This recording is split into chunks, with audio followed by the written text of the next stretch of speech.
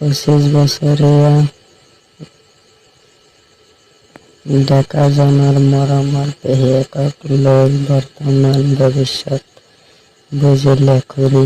পেহীক যেতিয়াৰ পৰা মই দেখিছো মানে মোৰ মনত পৰাই দিনৰ পৰাই যেতিয়াৰ ফ্ৰক পিন্ধা পেহীয়েকে এতিয়া মেখেলা চাদৰ পিন্ধা। আজি পেহীয়েকৰ বয়স 40 বছৰ হৈছে, তথাপি ধুনীয়া হৈয়ে আছে। মই জনাত কিমান ধুনীয়া চৰকাৰী চাকৰি কৰা ল'ৰা মাকে পেহীয়েকক বিয়া পাতি বোৱাৰী কৰি নিবলৈ অনুগ্ৰহ কৰি আমাৰ ঘৰলৈ আহে। কিন্তু পেহীৰ এক কথা, বিয়াত নবহে।